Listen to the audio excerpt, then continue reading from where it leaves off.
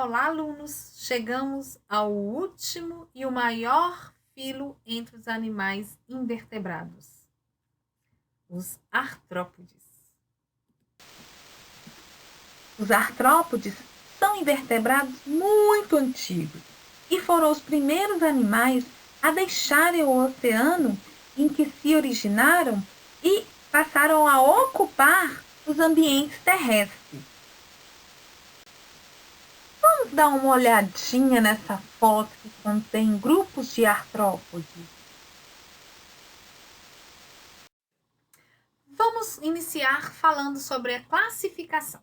Os artrópodes formam um grupo extremamente diversificado, com mais de 1 milhão de espécies em todo o mundo. E eles podem ser encontrados, gente, em todas as regiões do planeta Terra. Dentro dos artrópodes existem 4 grupos que foram diferenciados e agrupados pelo número de patas que eles possuem. E são eles os insetos, os aracnídeos, os crustáceos e os miriápodes.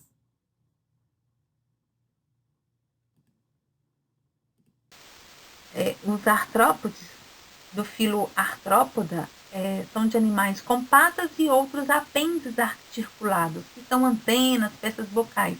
E eles possuem também um exoesqueleto, que é uma proteção externa contra a perda de água e danos físicos. Esse exoesqueleto significa esqueleto externo e que vai dar sustentação para esses animais. E esse exoesqueleto ele é formado pela substância quitina, que ela é rígida e impermeável. Outra característica que os artrópodes possuem, que ao crescer, eles abandonam o esqueleto velho, pequeno, e fabricam outro maior. E essa troca desse esqueleto é chamada de muda. E isso vai ocorrer com ele várias vezes até que ele atinja o tamanho adulto. Essa foto aqui mostra a troca do exoesqueleto. Vamos iniciar falando do grupo dos insetos. Aqui tem uma fotinha que mostra um determinado inseto. São conhecidas 700 mil espécies de insetos. A classe Insecta é a mais diversificada do filo. Os insetos são os únicos animais invertebrados com capacidades de voo. E essa capacidade vai garantir que eles alcancem o alimento com mais facilidade, vai dar também um grande poder de defesa e de dispersão.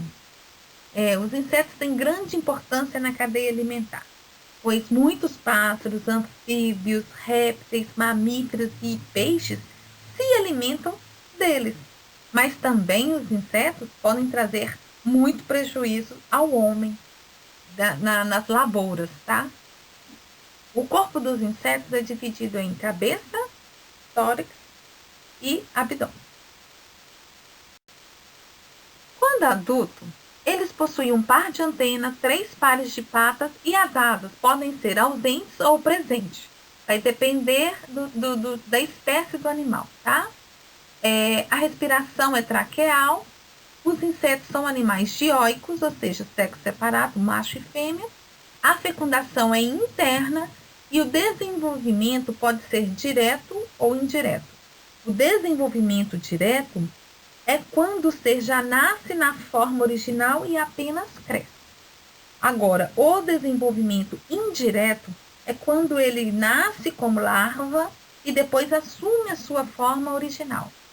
Ele possui presença de olhos compostos. Esses olhos, gente, eles não são tão formados como os vertebrados, tá? Ele é bem diferente. E o hábito alimentar é variado. Tem o bocal mastigador ou triturador. Ele é típico dos insetos predadores, onde se alimentam de vegetais. São os herbívoros, né, tipo o gafanhoto.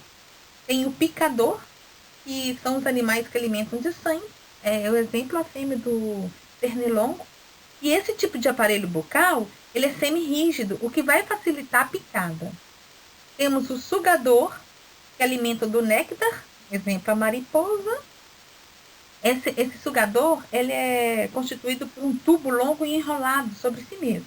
E se desenvolve quando o animal se alimenta, ele abre e vai desenrolando. E o lambedor é um prolongamento semelhante da nossa língua, utilizada para captação de líquidos. Ok? Bom, o ciclo da vida da maioria dos insetos é o processo de metamorfose. O que acontece nessa metamorfose? O animal passa por profundas mudanças internas e externas durante seu desenvolvimento. O ovo eclode e se transforma numa larva. Muito diferente de outros estágios quando dá forma ao ambiente ocupado e ao tipo de alimentação. A larva dá origem a uma pulpa, que é um casulo, dentro da qual ocorrem mudanças e que originam um adulto imago. Pronto. Mas há casos que os insetos não sofrem metamorfose, é o tipo das pratas do livro. O que acontece? Ela nasce a sua forma original e cresce, não tem mudança. E a terceira e último o grupo os insetos que possuem metamorfose incompleta. O que acontece com a metamorfose incompleta? Do ovo, nascem formas imaturas, chamadas de ninfas.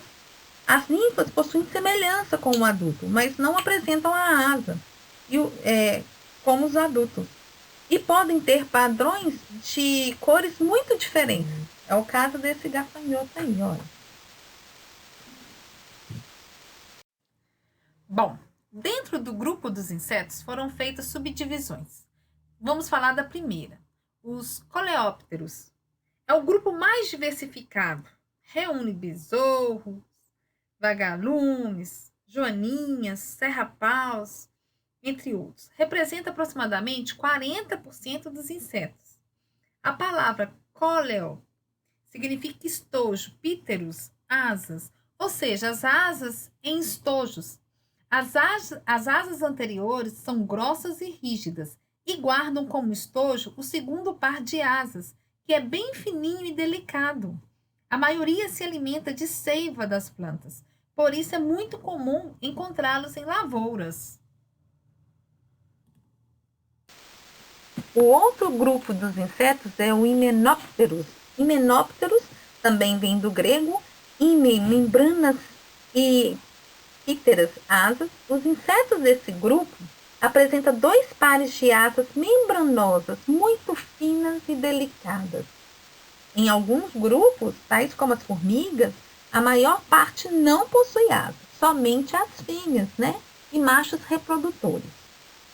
As formigas, espécies de abelhas, marimbondos, vespas, são insetos sociais e vivem em grande grupo.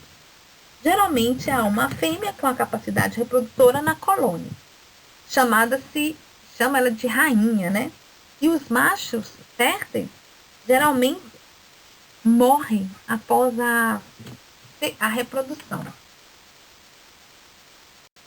E o último grupo de insetos é o Dipterus. Dipterus significa 2, píteras, asas. São características por terem um par de asa membranosa, transparentes, grandes, bem visíveis e finas. As asas posteriores têm um tamanho muito reduzido, funcionando como órgão de equilíbrio.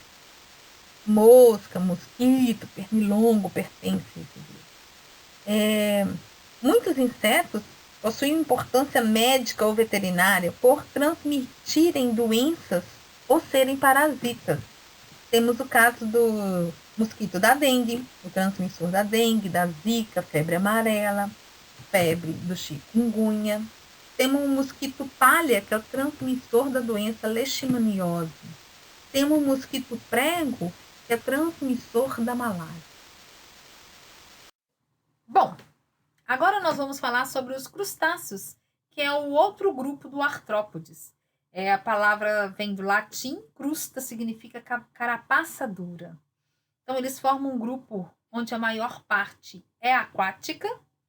Há poucas espécies que são terrestres, que é o tipo do tatu-bolinha. Eles possuem 2 pares de antenas, um muito longo e outro par muito curto.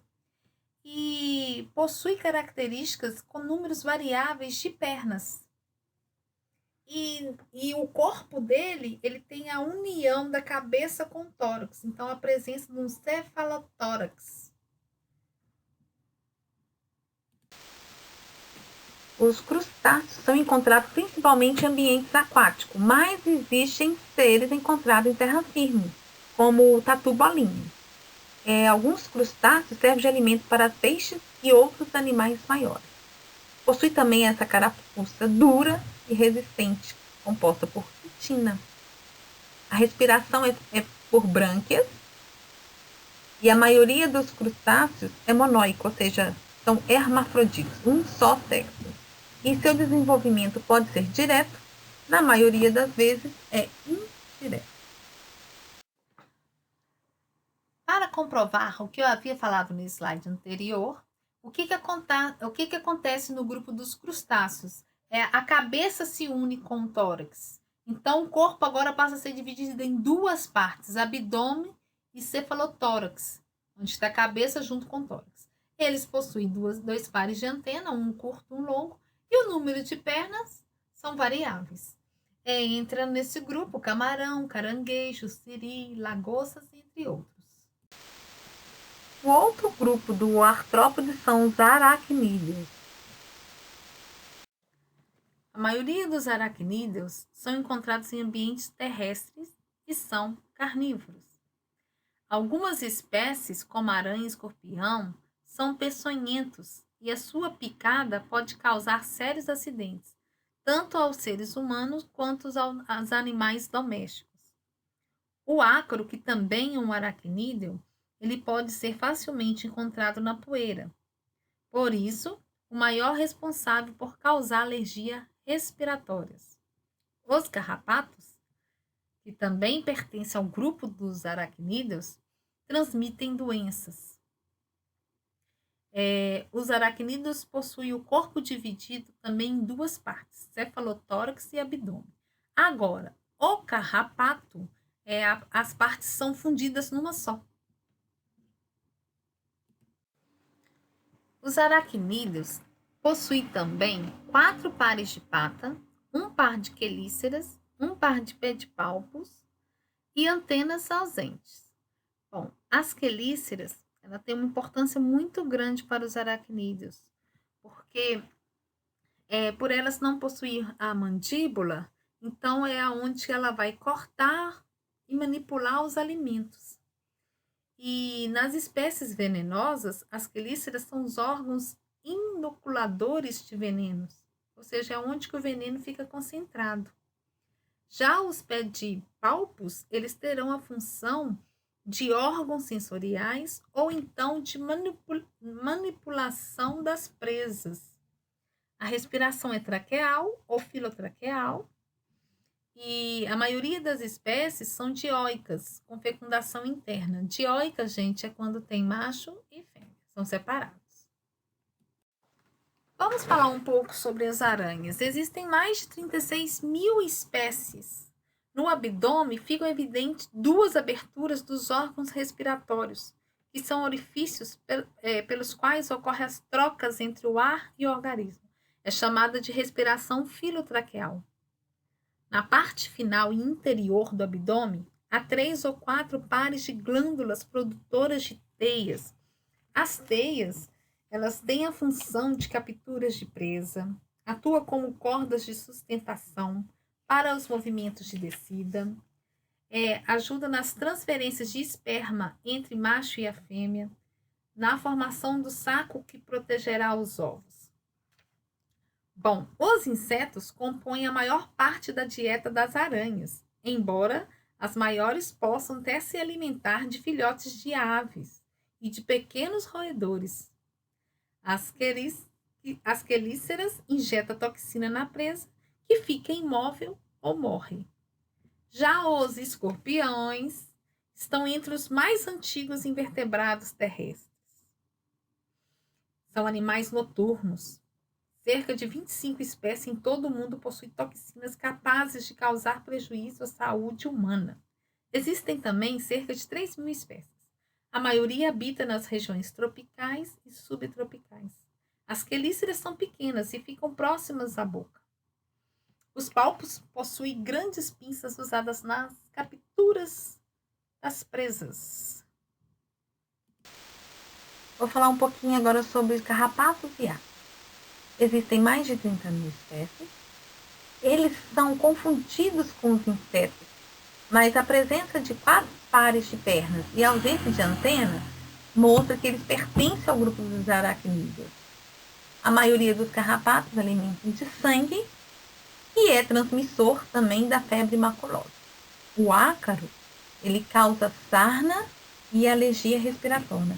Sarna é uma lesão na pele que coça muito e ao coçar pode ser que ela infeccione.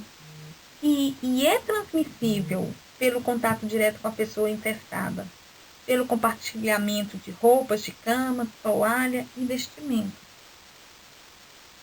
Bom, chegamos no último grupo dos aracnídeos, que é o Miriápodes. Miriápodes significa milhares e podas pé, significa 1000 pés. É uma referência a vários apêndices locomotores, pois todos os animais possuem pernas nos segmentos do corpo. E que vai ser dividido depois em 2 grupos que eu vou falar, tá? Constitui um grupo que reúne cerca de 15 mil espécies, possui o corpo dividido em cabeça e tronco, vive em ambientes terrestres úmidos, a respiração é branquial. Temos o Quilópodes, que é uma lacraia centropeia, e o Diplópodes, e olho de cobra. O Diplópodes, gente, ele em cada segmento, ele possui 2 pares de pernas. Isso que diferencia um ao outro nesse grupo, ok? Bom, agora vocês deverão assistir a esse vídeo. Vocês podem entrar tanto pelo QR Code ou pelo link. Lê também as páginas 68 a 86. Gente, grife, faça um resumo, é muito importante. E depois realize as atividades do livro, páginas 73 e 74, 79, página 88 a 92. Um bom estudo para vocês.